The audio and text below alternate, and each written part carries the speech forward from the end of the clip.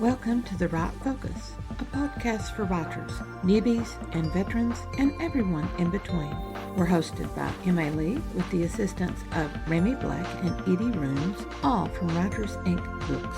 Our focus is productivity, process, craft, and tools.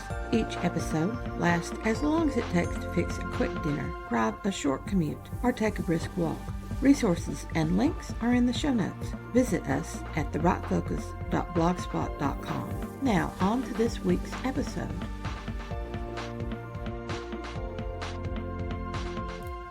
When we're browsing for information to help our own particular writing problems, we reach for the weighty titles, the ones that analyze to the nth degree and provide 6 or 7 or 13 examples. That kind of information scan would miss Judy Delton's surprisingly valuable little guidebook, The 29 Most Common Writing Mistakes and How to Avoid Them. My own bookshelf, physical and electronic, is scant on information about writer's block. That doesn't mean I haven't suffered from it the way many writers have. Most of my earlier years, when I plunged into writer's block, I denied that I had it. It was the great unmentioned, unmentionable, such as Erle Stanley Gardner must have faced. I, too, have looked for processes to spin out a plot or delve into characters. I haven't gone as far to create a 15-page outline or 7 plot wheels, nor have I looked for a variety of information on writer's block and how to overcome it. I've simply prayed for the opportunities when my writing flows out so easily and hope after a stoppage that I can return to that flowing. I have learned that writing every day prevents writer's block. If we don't admit to writer's block, can we overcome it? Most of us think we can, simply by ignoring it, keeping it unmentioned. At least, that's what we think. The real, actual, only thing that we can do to defeat writer's block is act upon our will to write. I'm not certain that Judy Delton's little guidebook can be found. It's not from a major publisher, although Writer's Digest Books is certainly well known. An internet search turns up cached pages offering the book at used book dealers like Thrift Books and eBay. But the first two that I clicked only cataloged the book. It wasn't in stock. Anyway, on to part 2 of Avoid These Mistakes when attempting to find the impetus to defeat writer's block. In the first take on Judy Delton's guidebook, we looked at the first 3 of her 29 mistakes to avoid. Number 1, don't procrastinate. Number 2, don't talk away your story. Number 3, don't be afraid to fail. All 3 are killers before we ever launch into writing, or launch but can't get away from the dock. Her 5th mistake to avoid occurs as we're well into our writing. Delton says, don't edit as you write. Don't stop to admire or chastise your work. As she says in the first paragraph, sometimes I watch writers work. Many of them, the ones who can't meet deadlines, are the ones who say, it takes me so long to write a story or article.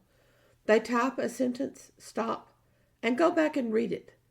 Then they judge it. Is it good or bad, they say to themselves. Does it belong here or in the next chapter?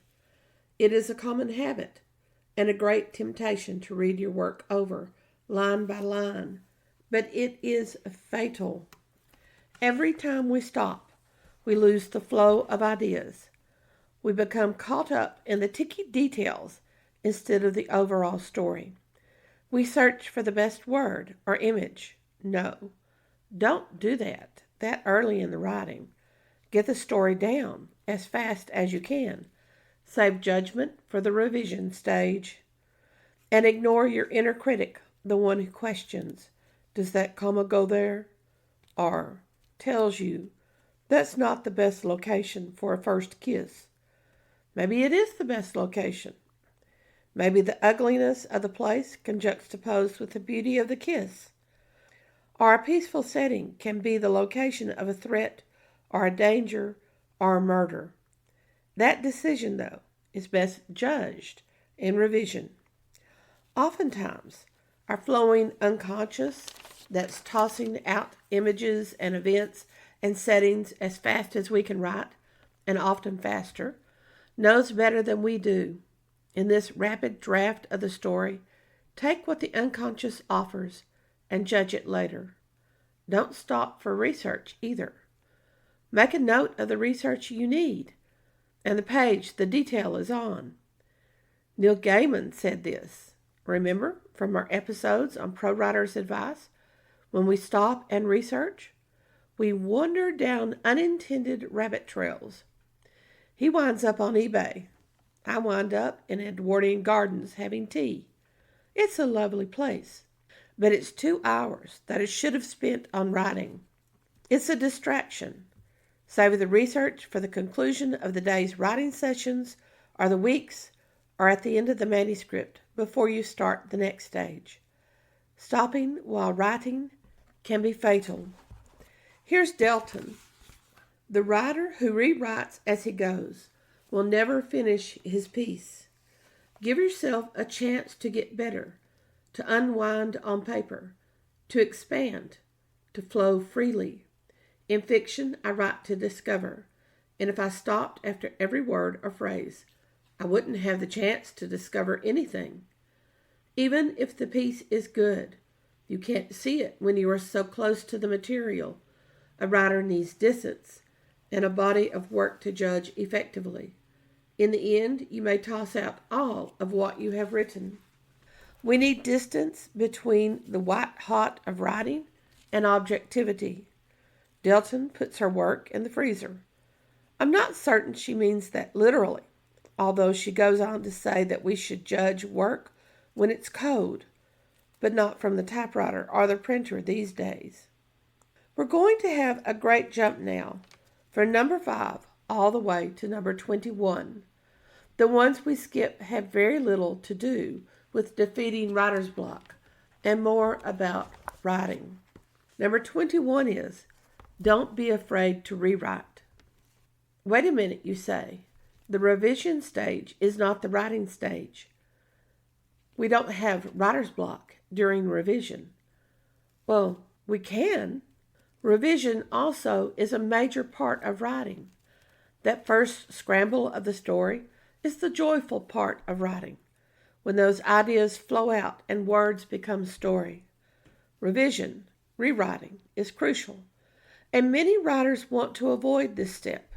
They delay it, they procrastinate it, they turn and walk away, and that's just as much writer's block as that barrier that prevents you from writing the first shape or draft. Revision is the judgment part, and we sometimes hesitate to judge our writing, fearing that it is not as good as we thought it was. Writers flush with cash have people at this stage, developmental and content editors who will take that mad scramble of words and turn it into a coherent story for the nominal fee of your heartstrings. I've never been that flush with cash. I'd rather spend the cash I can scrabble together on a great professional cover, but that's me. Revision, believe it or not, helps in improving that first stage of writing, that very rough stage, the first draft stage. And seeing what we've done and how we improve our writing makes it easier to tackle the next story and avoid the early tinkering and criticism that tries to defeat us in those early stages. Delton has a process for her revision. Put it in the ice box, as the old saying goes, she says. Let it cool. When you read it over in 2 weeks, the weak spots will jump right out at you, and you can do some revising. Step 1.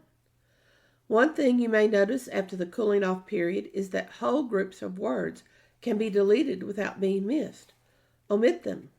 Where you digressed, cut. Where you were wordy, cut. I'm going to skip a bit. Delton picks back up at number 2. Look at your pacing and transitions with a cold eye, too. And third, lastly, check your punctuation and spelling. 1, 2, 3. See? She makes it look easy. We've reached the final bit of advice on defeating writer's block that Delton gives, which also happens to be her last in the list of 29 most common writing mistakes. This little guidebook is jammed with great advice. Number 11, don't overdo punctuation. Number 12, don't forget your theme, which I see in some of the books I read on subscription plan. Quick novellas, well-paced, great characters, but lacking a theme or preaching it, which is Delton's number 17, don't preach or opinionate. Number 13 and 14, have a well-balanced story, beginning to middle to end. Number 19, don't overdo research. Number 27, watch out for scams, get-rich-quick schemes, and many more. So here's number 29, her last and best advice about defeating writer's block, about writing itself, about life. Don't give up. Writing is hard. When everything is flowing, it seems so incredibly easy until that wall looms in front of us. We do everything we can to avoid that wall because we love writing. We love telling stories, and the stories we tell. We want to actually meet our characters. But then we finish, and we launch into promotions and marketing. And it's a hard and steep road to have people find and buy our writing. We can lose track of our love of writing as we try to sell. And we spend years, because very few of us are lucky enough to achieve success in the first year or 2 or 3.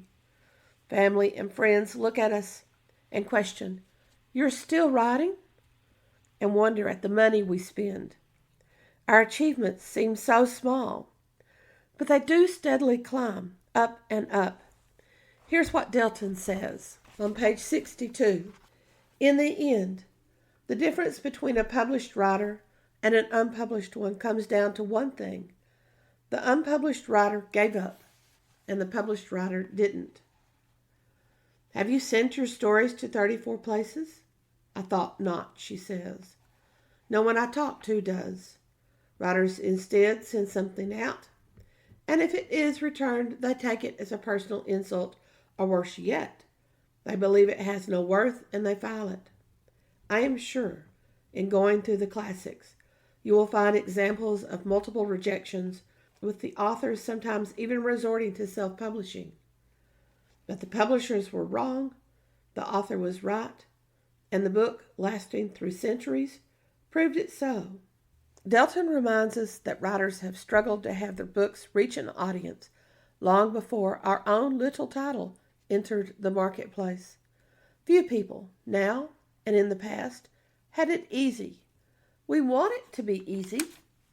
We look for ways to speed up various parts of the long drawn-out process of moving idea into finished manuscript and then published title.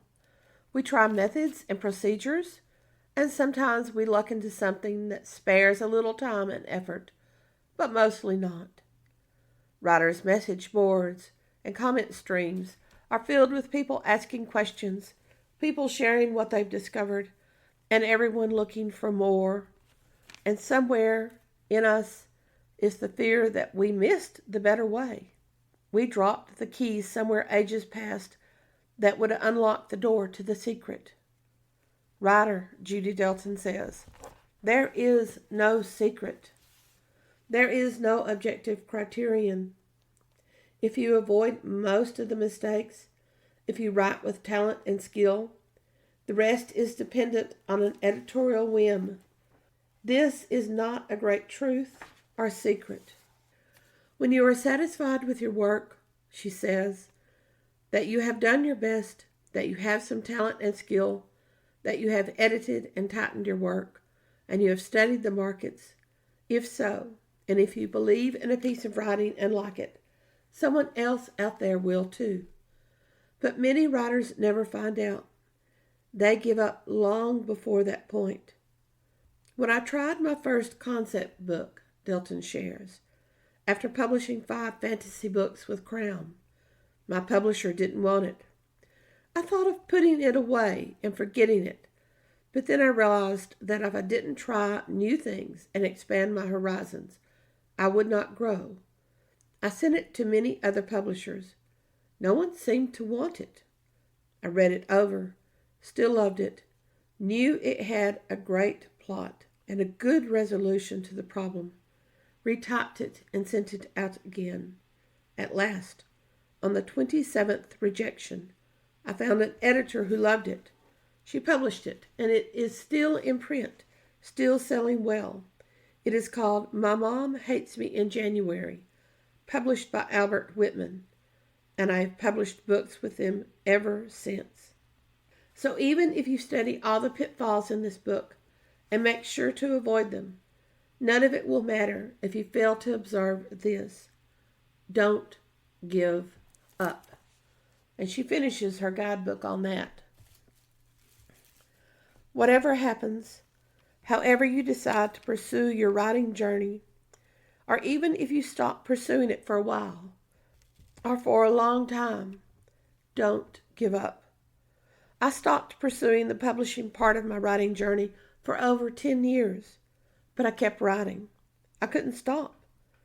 Times happened when I had work pressures that prevented writing, or dry spells when I didn't write for months, but I always came back, and the writing came roaring back. For the more we write, the more we can write. Some writers wound their writing by churning out what they don't love. But the writing you love will come back. Trust it. Keep pursuing it. And don't give up. The right focus turns its lens on every writer's secret monster, writer's block. We say the mantra writer's block doesn't exist, but something more than simple disruptions and distractions can interfere with our writing, creating insurmountable walls. The right focus in the series Defeat Writer's Block analyzes the 3 most common types of writer's block and offers solutions to overcome and defeat this monster looming over the writer's desk. The best solution, though, is Leo Tolstoy's mantra, no days without lines, nulla die sine linea. Make that your own mantra. Information for this series comes from host M.A. Lee's Guidebook, Think Like a Pro, a new advent for writers, showcasing 7 lessons to change your perspective from hobby writer to pro writer. See the show notes for links. Thanks for listening to The Right Focus, a podcast for writers at all levels, hosted by M.A. Lee from Writers Inc. Books, assisted by Renee Black and Edie Runes. Our focus is productivity, process, craft, and tools. Music is licensed through Audio Jungle, called Background Music Loop. Its creator is Alexander Polishchuk, known on Audio Jungle as Plastic 3. The music comes in different iterations. Show notes and resource links for this and other episodes can be found at therightfocus.blogspot.com. Write to us at winkbooks@aol.com when you have questions, comments, and speculations. We will try to answer you as quickly as possible. By the way, we will not mind your email address. That's rude. If you find value in our content, share with your writing friends or write a review. We're small beans here without the advertising budget of the big peeps, and you can make a difference. And whatever occurs, write on.